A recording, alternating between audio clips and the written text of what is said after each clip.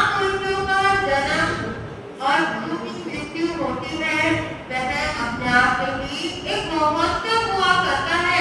महापुरुषों की जब जन्म जयंती आती है तो हृदय को उत्साहित करती है। एक हृदय में उमंग होती है कि महापुरुषों का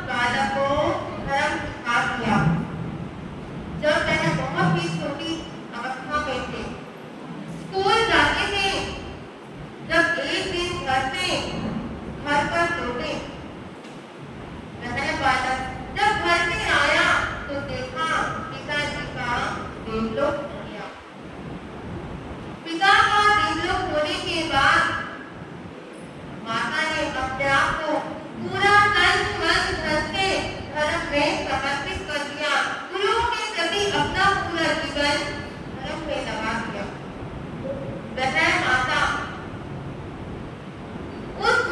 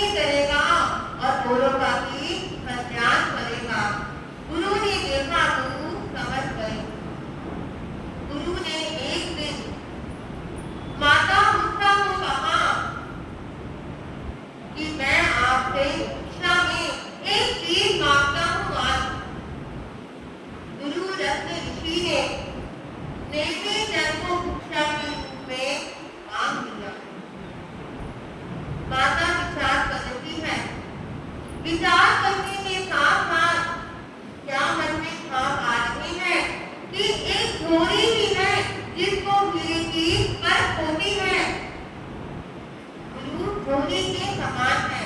झोरी ने उस हीरे को पहचान लिया, हीरे को परख लिया। कभी इतने बड़े गुरु ने और मेरे बालक को शिक्षा के रूप में मांगा है। और हीरे का आकर्षण होता है जो झोरी को अपनी तरफ आकर्षित करता है। गुरु रत्न ऋषि ने जब नेमिचंद बालक को मांगा भिक्षा के रूप में, माता ने अपने कलेजे के टुकड़े को, जिसे हर समय हिस्से से लगा के रखती थी, उस बालक को गुरु रत्न ऋषि की शरण में समर्पित कर दिया। वह समर्पित करने के बाद गुरु ने इतना बड़ा, इतना तराशा उस नन्हे बालक को, उस हीरे को तराश कर आज वह जो गुरु है आनंद ऋषि जी, वह आप स्वयं ही जानती हैं कि कैसा उनका जीवन है, कितने वह महान है। अपने आप को पूर्ण रूप से गुरु पे समर्पित कर दिया, अपना पूरा जीवन। जब हम अपना जीवन गुरु के ऊपर समर्पित करते हैं, गुरु के प्रति समर्पित करते हैं, तभी हमारे जीवन का कल्याण होता है। गुरु ने देखा उस बालक का समर्पण भाव, कितनी उसके अंदर विनयशीलता, कितनी सरलता, ऐसे महान आत्मा संपूर्ण जगत को एक सत्संग की प्राप्ति तभी होती है जब पिता अपना वात्सल्य का और माता अपनी ममता का त्याग करती है।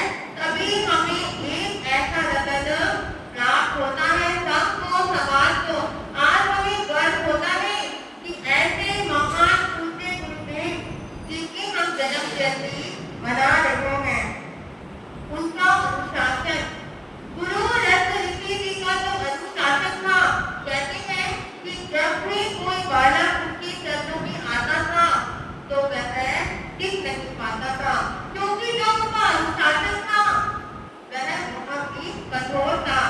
गुरु रत्न ऋषि जी ने एक ही शिष्य थे और वह शिष्य की कैसे निकले, कहते हुए शिष्य गुरु के प्रति अपना पूरा जीवन समर्पित कर दिया।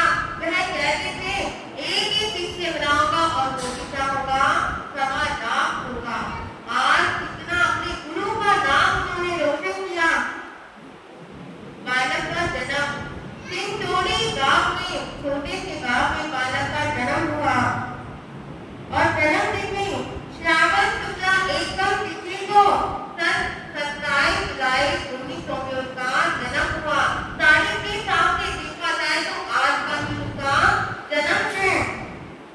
माता का नाम श्रीमती गुलसा देवी और पिता देवी चंद।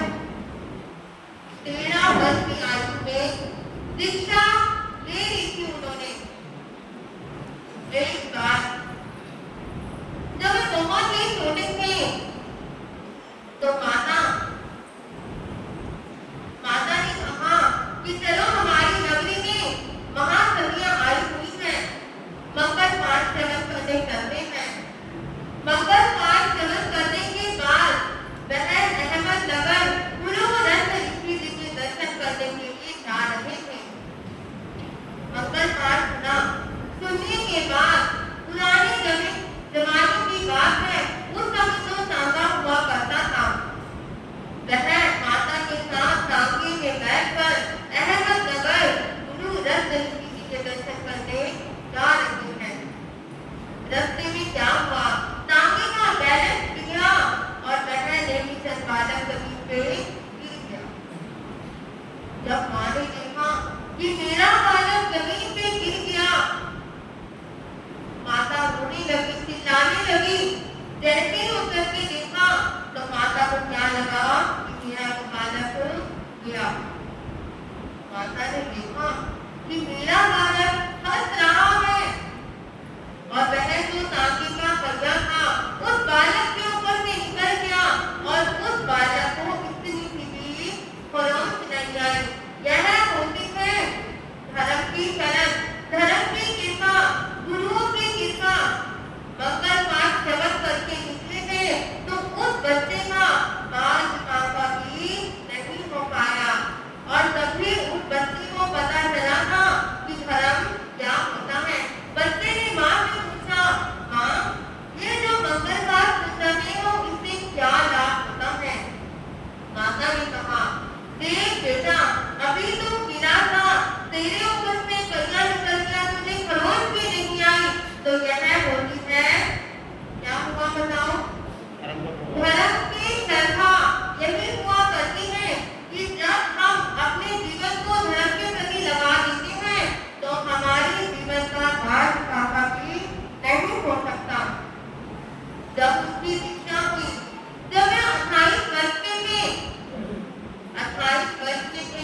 तो उनके गुरु रत्न ऋषि जी का देवलोक हो गया था।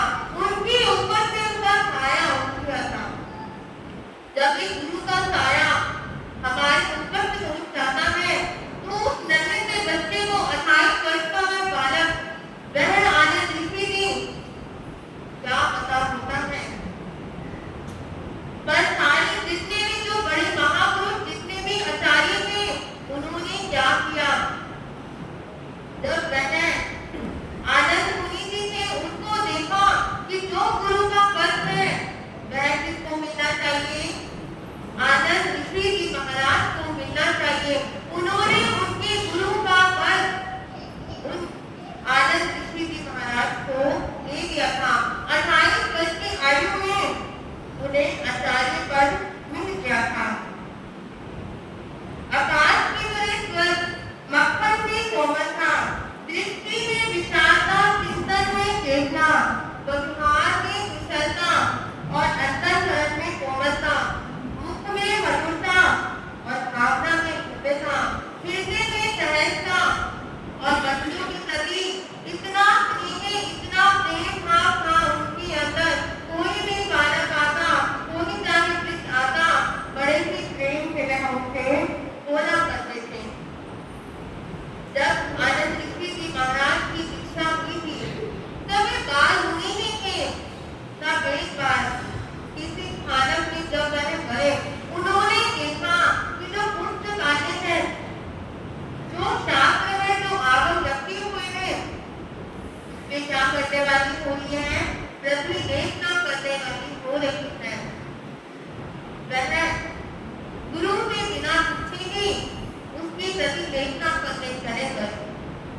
मन में क्या था कि मैं प्रति देखना करके आऊंगा तो गुरु जी बड़े खुश होंगे, बहुत ही प्रसन्न होंगे और मुझे खूब सारा क्या देंगे, आशीर्वाद देंगे। जब वह प्रति देखना करके ऊपर गुरु के चरणों में आए, गुरु को बड़ी खुशी खुशी बताया कि गुरुदेव, मैं प्रति देखना करके आया हूँ। गुरु ने बड़ी जोर से फटकार लगाई कि तुम किसकी आज्ञा से प्रति देखना करते गए थे। वह बात सुनी, अगर आज का कोई शिष्य होता तो क्या कहता, क्या कहता कि प्रति देखना ही करने तो गया था। पर वह बात सुनी, हाथ जोड़कर गुरु के चरणों में झुक गए और कहने लगे, मुझे माफ करो, मेरे से गलती हो गई। आज के बाद से आपकी बिना आज्ञा के मैं जल तक की ग्रहण नहीं करूंगा। उन्होंने अपना पूरा जीवन गुरु के प्रति क्या कर दिया था, समर्पित कर दिया था।